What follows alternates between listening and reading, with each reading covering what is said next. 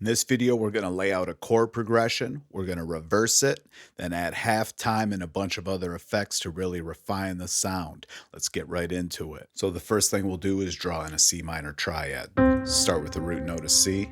We go up 3 semitones. D sharp is our third. Then we go up 4 semitones. G is our fifth. We have a C minor triad.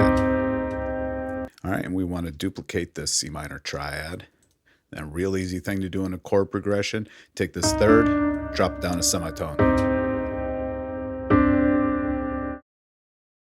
Control A selects everything. We're going to duplicate it again. Now we drop it down 5 semitones. You can always do this in a chord progression and make it sound good.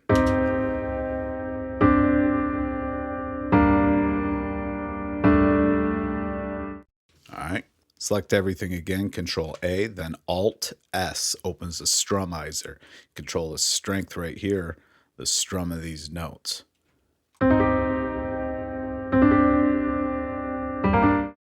while you have them all selected, Alt R opens up the randomizer, and then down here you can see it adjusts the volume. And I chose a sound with a lot of intricacies and movement going on in it because it'll add a really cool effect when we go to reverse it. Check the sound out.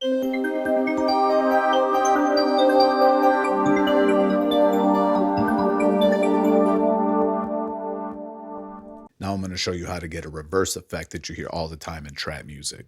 Okay, so the keyboard shortcut is Alt-Y. That flips it around so that your first chord's last chord's first. Go up to your pattern here, right click, quick render as audio clip. All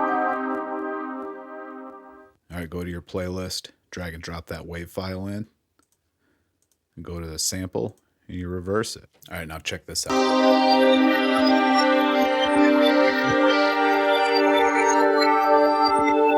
You can hear the reverse effect on all that arpeggiation.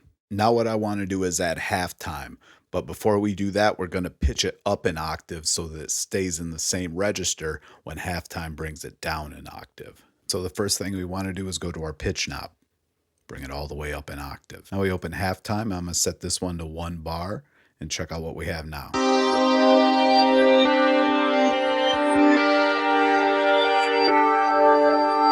Now I want to add 3 basic effects to refine the sound. First, we're going to add a parametric EQ. I'm going to use stock plugins. One of the first things you usually do with the sound is add a bandpass filter and cut out either some of the lows, some of the highs, or both.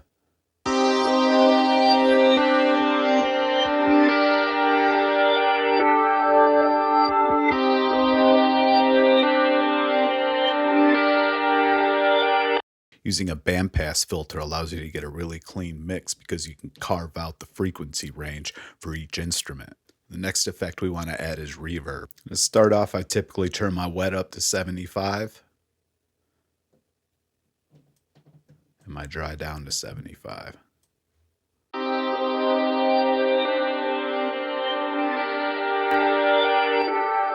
Kind of softens the sound. Now I want to add chorus to this chord progression. All right, and the knob you want to focus on is the depth.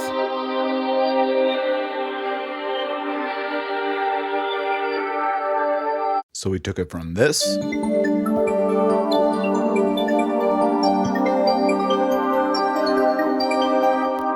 to this.